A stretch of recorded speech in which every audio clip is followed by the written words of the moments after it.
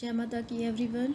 I am Pinky Sivaj. Today I am here to explain chapter number 6, Geography, 10th standard CBSE. Name of the chapter is Manufacturing Industry, and this would be the second part of this chapter. Today I am going to start with Classification of Industry given at page number 67. यहाँ पर हम बात कर रहे हैं industry का जो classification है.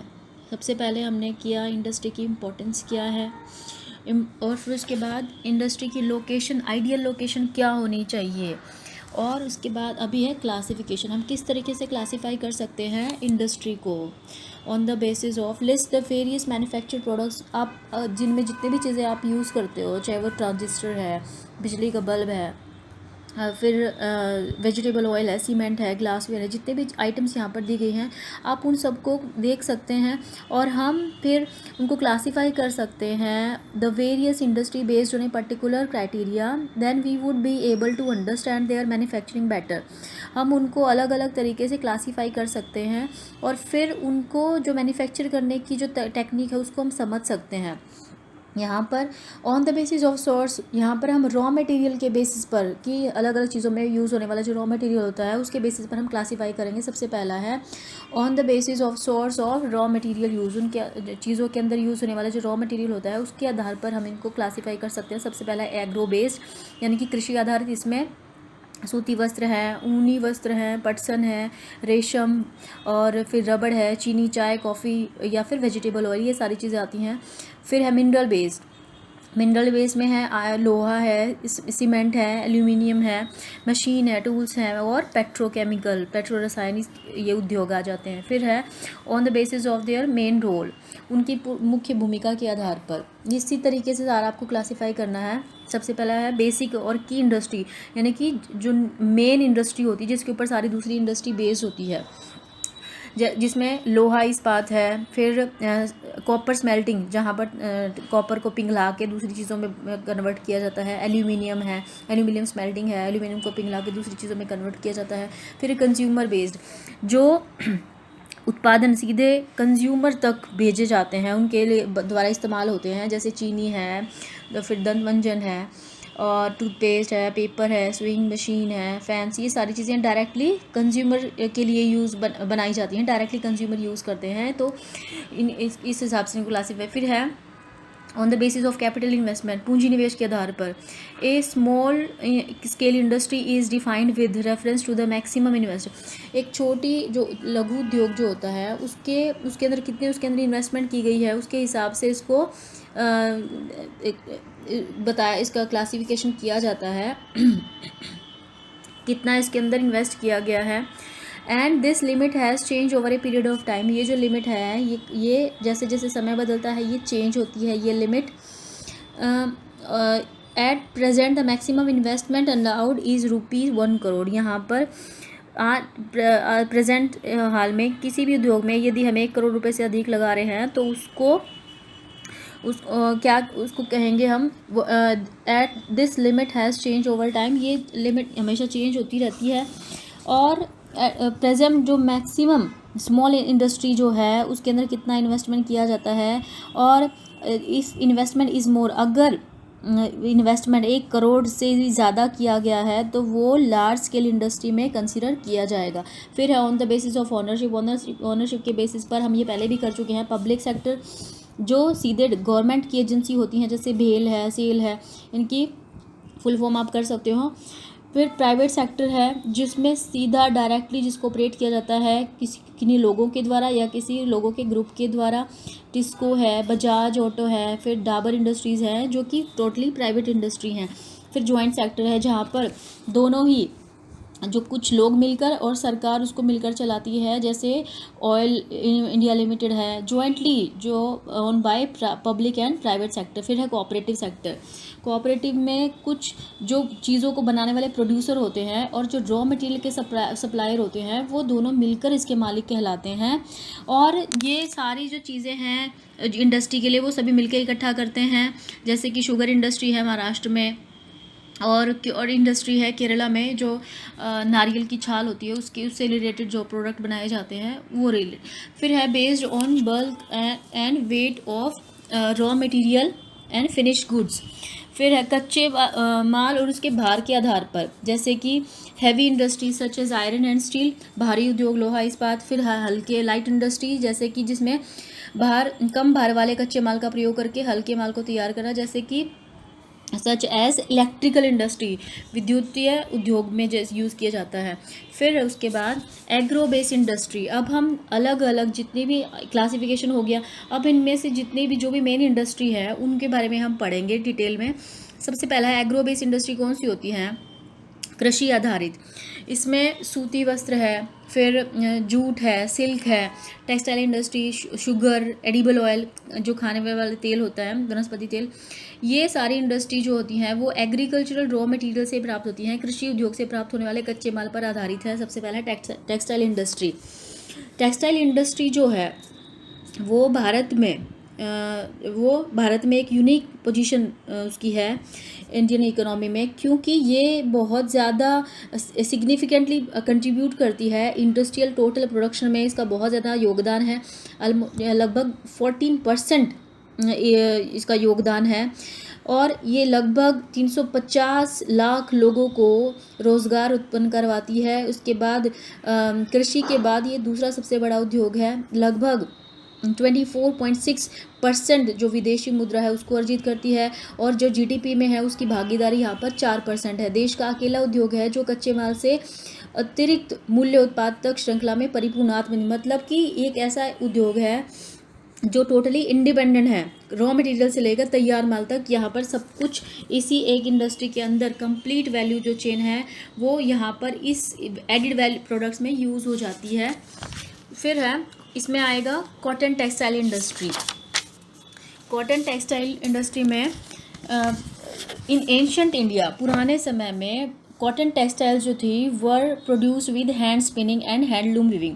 पुराने समय में हाथ से कताई की जाती थी, हथकरघा बुनाई तकनीकों से बनाए जाते थे। 18वीं सेंचुरी के बाद जो इलेक्ट्रिकल जो करघे आ गए जिस पर कपड़ा बुना जाता है उसका इस्तेमाल होने लगा। उपनिवेशिक काल में हमारे जो परंपरागत उद्योग थे इनको बहुत ज़्यादा हानि हुई थी, क्योंकि इंग्लैंड के मशीनों में बने हुआ जो कपड़ा था उसके साथ ये कम्पीट नहीं कर पाए। आज यहाँ पर बताया गया है पहला सूती फर्स्ट जो सक्सेसफुल मिल थी, कॉटन मिल, उसको इस्टेब्लिश किया गया था मुंबई में 1854 में। जो वर्ल्ड वॉर जो उस समय पर हुई थी, भारत जो उस समय था इंग्लैंड के अधीन था। ऐसे में इंग्लैंड में जो कपड़े की जो मांग थी वो भारतीय सूती वस्त्र उद्योग जो था उसको काफ़ी बढ़ावा मिला, क्योंकि कॉटन जो उस समय पर जो इंडस्ट्री थी ब्रिटेन की वो काफ़ी ठप हो गई थी। एंशियंट इंडिया में cotton textile were produce with hand हो गया। उसके बाद in the early years the cotton textile industry was concentrated. शुरुआत के सालों में जो कॉटन टेक्सटाइल इंडस्ट्री थी ये कॉटन ग्रोइंग बेल्ट महाराष्ट्र और गुजरात तक ही सीमित थी, क्योंकि उन गुजरात और महाराष्ट्र की जो बेल्ट थी वहाँ पर रॉ मटेरियल, मार्केट, ट्रांसपोर्ट और पोर्ट फैसिलिटी थी, वहाँ पर लेबर आसानी से मिल जाता था, और मॉइस्ट क्लाइमेट जो कि धागे के लिए बहुत ज़्यादा ज़रूरी है, ये आइडियल लोकेशंस थी। अभी कई बार क्वेश्चन पूछा जाता है कि क्यों सबसे ज़्यादा जो कंसंट्रेशन है कॉटन टेक्सटाइल इंडस्ट्री का वो महाराष्ट्र और गुजरात बेल्ट पर ही सबसे ज़्यादा क्यों है, तो इसका ये आंसर है ये जो इंडस्ट्री है this has close links with agriculture, क्योंकि सबसे ज़्यादा जुड़ी हुई है एग्रीकल्चर के साथ। सो बहुत सारे फार्मर्स को जो कॉटन बॉल के प्लकर्स हैं, कॉटन बॉल को तोड़ते हैं पौधे से, और वर्कर्स जो अलग अलग चीज़ों में लगे हुए हैं, कपड़ा बनाने की अलग अलग जो प्रोसेसेस होती हैं उसमें जो जुड़े हुए लोग हैं उनके लिए बहुत ज़्यादा फ़ायदेमंद रहा है। चाहे वो अलग अलग चीज़ों के काम हो, चाहे कॉटन प्लकर्स हों, गिनिंग है, स्पिनिंग है, वीविंग है, ये सारे प्रोसीजर हैं जिसमें से कपड़ा डाइंग है, डिज़ाइनिंग है, पैकेजिंग है, टेलरिंग है, स्विंग है, इतने सारे जो अलग अलग काम करने वाले लोग हैं उनको यहाँ पर रोज़गार मिला हुआ है इस इंडस्ट्री से। ये जो इंडस्ट्री है creating demands supports many other industry, ये दूसरे अलग अलग इंडस्ट्री को भी सपोर्ट करती है, जैसे कि केमिकल है, डाइज है, तो कपड़ा में जो कलर दिया जाता है वो, पैकेजिंग मटीरियल है, इंजीनियरिंग वर्क्स है, बहुत सारी अलग अलग इंडस्ट्री को भी ये सपोर्ट करती है। फिर उसके बाद है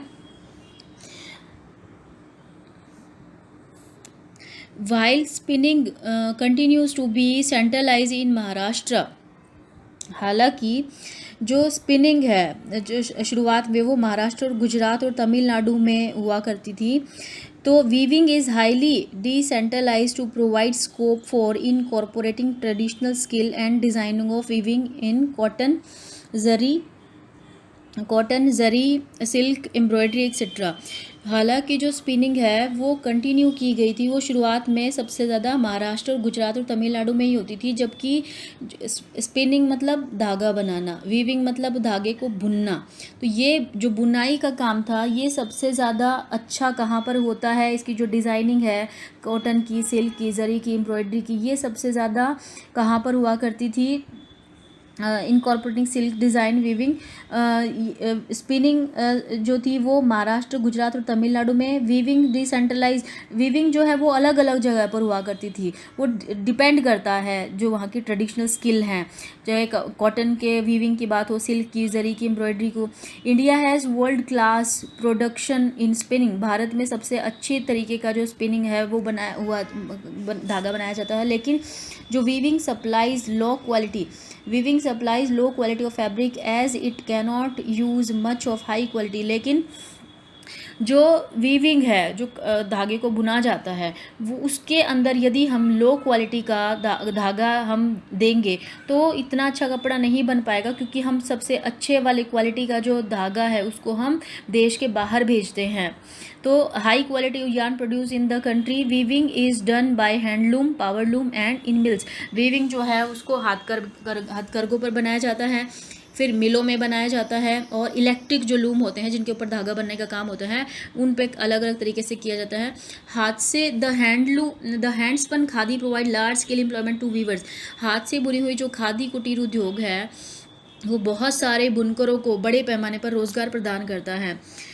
तो उसके बाद why is it important for the country to keep the mill sector loomage lower than power loom and handloom.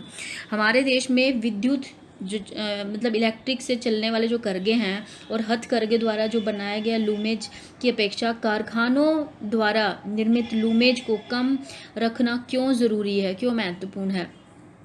Bharat जो है वो जापान को कॉटन एक्सपोर्ट करता है।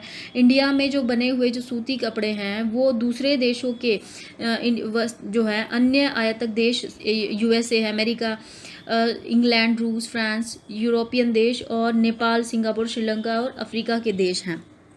इंडिया जो है और दूसरे importance of cotton goods, Bharat से बहुत सारी चीज़ें इन सारे देशों को सप्लाई की जाती हैं। India has the second largest installed capacity. Bharat जो है वो दुनिया में भारत की जो क्षमता है दुनिया में उसका दूसरा स्थान है स्पिंडल्स की क्षमता के रूप में। स्पिंडल्स मतलब जिनके ऊपर धागे बनाए जाते हैं, इनमें चीन की पोजीशन फर्स्ट है। इनकी संख्या 2003 और 4 के अनुसार 340 लाख है। 1980 के दशक में मध्य में कताई क्षेत्र में भरपूर महत्व दिया जा रहा है। उसके बाद इम्प्रूव द वीविंग सेक्टर। उसके बाद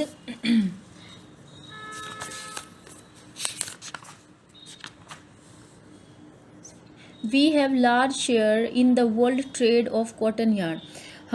हमारा जो है वो बहुत बड़ा हमारा हाथ है पूरी दुनिया का जो वर्ल्ड का ट्रेड है कॉटन के धागे का, accounting for 1/4 of total trade. जितना भी दुनिया में व्यापार होता है लगभग उसका 1/4 हमारे देश के साथ ही होता है। However our trade in garment, लेकिन हमारा कपड़ों में, हमारा जो गारमेंट में है उसमें हमारा सिर्फ 4% है पूरी दुनिया का। हमारी जो स्पिनिंग मिल्स हैं ये competitive eight global level, and हमारी जो स्पिनिंग मिल हैं वो कॉम्पिटिटिव हैं ग्लोबल लेवल पर और कैपेबल हैं। जितने भी अलग अलग तरीके के फाइबर हम प्रोड्यूस करते हैं उनको हम बनाने में और उनको इस्तेमाल करने में हम कैपेबल हैं। Weaving, netting and processing units can not use much of the high. जितने भी अलग अलग क्षेत्र हैं, चाहे वो कपड़े का वीविंग हो, ऊन की जो नेटिंग होती है उसकी बात हो, या फिर उनको अलग अलग प्रोसेसिंग की बात हो, अलग अलग तरीके से उनके कपड़े बनाने की बात हो, हम जो हैं हाई क्वालिटी का धागा हम यूज़ नहीं करते हैं जो हमारे देश में बनाया जाता है। There are some large and modern factories in these segment but most of the production is in fragmented small units. हालांकि बहुत सारी बड़ी फैक्ट्रियाँ भी इसमें जुड़ी हुई हैं लेकिन ज़्यादा जो प्रोडक्शन होता है वो छोटी छोटी यूनिट में सबसे ज़्यादा होता है, जो कि हमारी लोकल मार्केट की ज़रूरतों को पूरा करता है। This mismatch is a major drawback for the industry.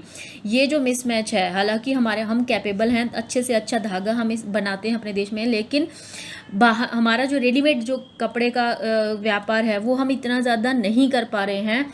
क्यों? क्योंकि हम अच्छी क्वालिटी का जो धागा है, अच्छी क्वालिटी का जो कॉटन है, उसको हम बाहर के देशों को एक्सपोर्ट करते हैं। जो बच जाता है, जो लोएस्ट क्वालिटी का होता है, उसको हम अपने देश में गारमेंट में इस्तेमाल करते हैं। दिस मिसमैच मेजर ड्रॉबैक है। एज ए रिजल्ट इसका नतीजा ये है, many of our spinners export cotton yarn while apparel garment manufacture have to import. जबकि जो दूसरे अच्छे, अब हम देश में जो अच्छे वाला कॉटन होता है उसको हम बाहर भेज देते हैं, जबकि जो कपड़ा निर्माण बड़े बड़ी जो कंपनियों की फैक्ट्रियां हैं उनको बाहर से अच्छे वाला कपड़े को इम्पोर्ट करना पड़ता है। ये जो मिसमैच है इसको देखने की बहुत ज़्यादा ज़रूरत है। Why is it important? अब हमारे लिए important for us to improve our weaving sector instead of exporting yarn in large quantities.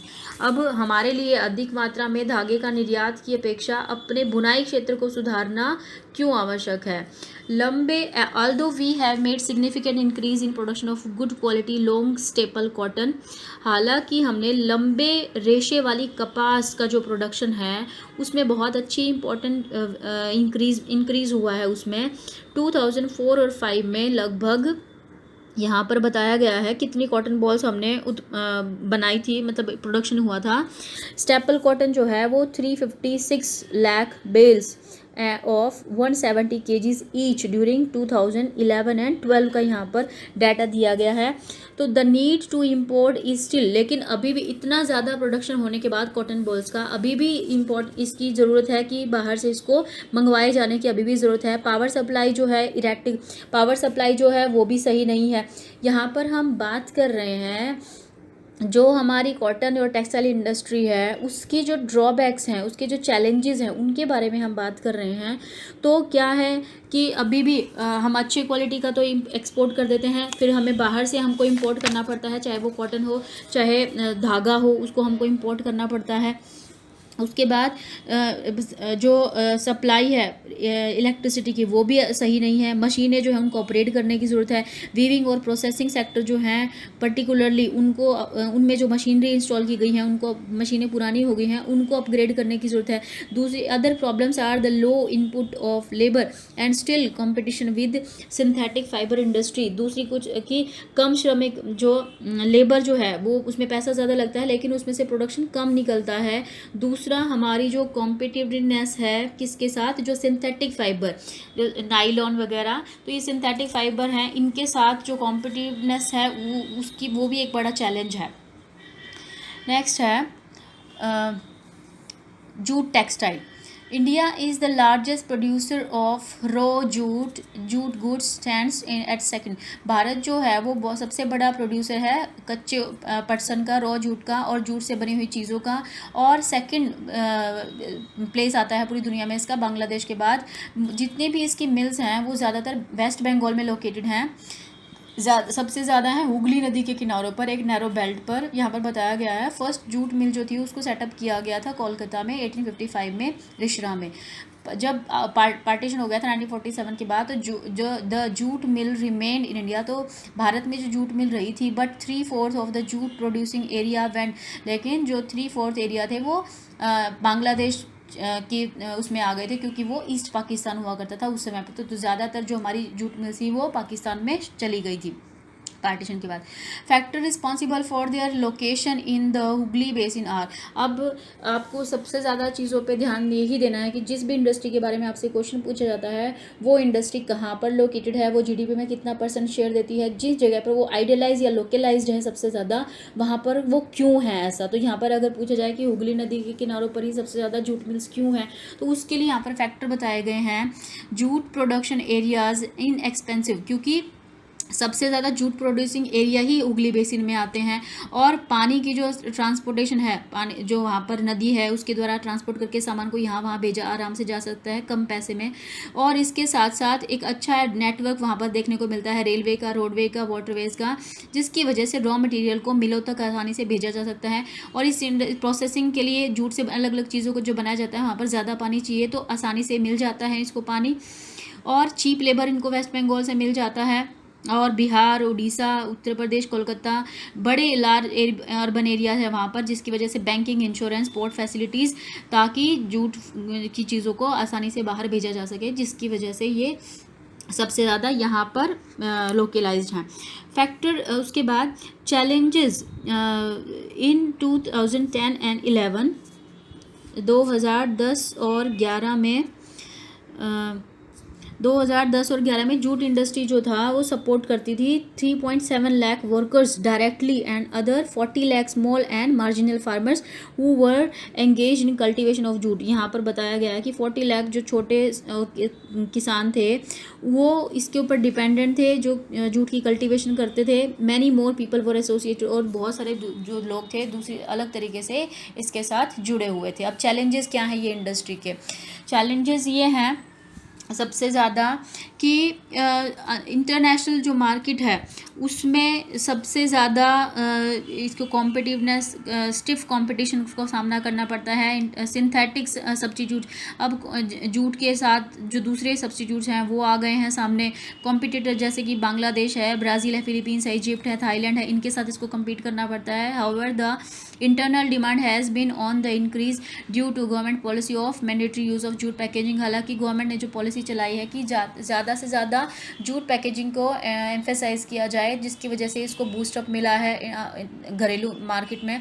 तो इस ज़रूरतों को पूरा करने के लिए जो प्रोड्यूसर्स हैं नीड टू बी डाइवर्सिफाइड, इनको अलग अलग तरीके से सोचना चाहिए। जो मेन मार्केट्स हैं वो यूएसए हैं, Canada, Ghana, Saudi Arabia, UK और ऑस्ट्रेलिया हैं। Growing global concern for environment friendly biodegradable material has once again open the opportunity for jute produce products.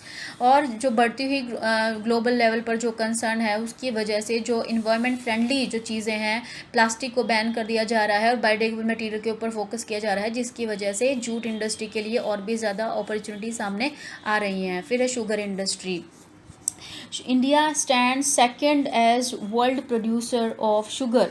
Bharat जो है शुगर प्रोड्यूसर में विश्व में दूसरे स्थान पर है, लेकिन but occupies the first place. लेकिन गुड़ और खांडसारी के मामले में भारत जो है वो फर्स्ट पोजीशन पर है।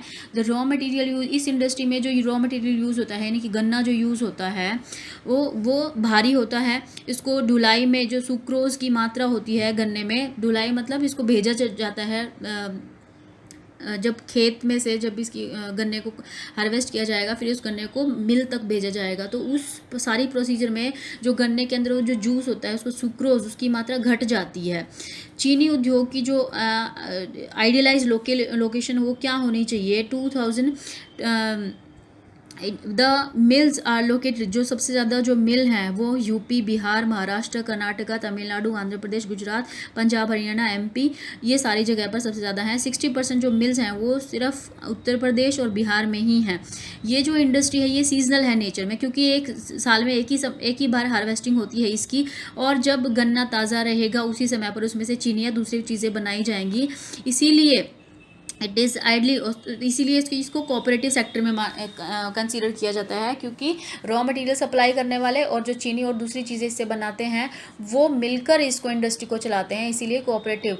तो in recent years there is a tendency for mill to shift in the concentration of the southern and western. अब कुछ सालों में एक ऐसा चलन आ गया है कि ये जो मिल हैं ये सारी सदर्न और वेस्टर्न स्टेट्स में शिफ्ट हो रही हैं, स्पेशली महाराष्ट्र में। ऐसा इसलिए बिकॉज द केन प्रोड्यूस, यहाँ पर जो गन्ना उत्पन्न किया जाता है उसके अंदर सुक्रोज का कंटेंट सबसे ज़्यादा होता है। कूलर क्लाइमेट है जिसकी वजह से लंबे समय तक गन्ना जो है वो ताज़ा रहेगा, सूखेगा नहीं। और उसके साथ साथ जो कोऑपरेटिव जो हैं वो यहाँ पर इन स्टेट्स में ज़्यादा कामयाब हो रहे हैं।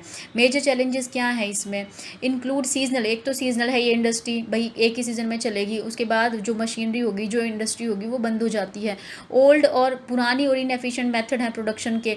ट्रांसपोर्ट में अगर डिले हो जाता है तो वो जो गन्ना है वो सूख जाता है अगर उसको फैक्ट्री तक पहुंचाने में डिले हो जाता है। और मैक्सिमाइज द यूज़ ऑफ बगासी, बगासी मतलब जब गन्ने का रस निकाल दिया जाता है तो वो जो सूखा बच जाता है उसको बगासी कहते हैं। तो उसको ज़्यादा से ज़्यादा उसको सही तरीके से यूटिलाइज़ किया जाए वो जो बच गया है। उसके बाद है mineral based industry. Mineral based industry कुछ industries that use mineral and metal as raw material are, जो इंडस्ट्री यूज़ करती हैं मिनरल को चाहे मेटल के रूप में चाहे रॉ मटेरियल के रूप में, उनको मिनरल बेस्ड इंडस्ट्री कहते हैं। सबसे पहला है इस कैटेगरी में iron and steel industry. Iron और स्टील इंडस्ट्री जो है वो एक बेसिक इंडस्ट्री है क्योंकि ये दूसरी इंडस्ट्री को बनाती है, इन्हीं से सारी मशीनरी बनती है। ये हैवी, मीडियम और लाइट इंडस्ट्री का भी बेस है।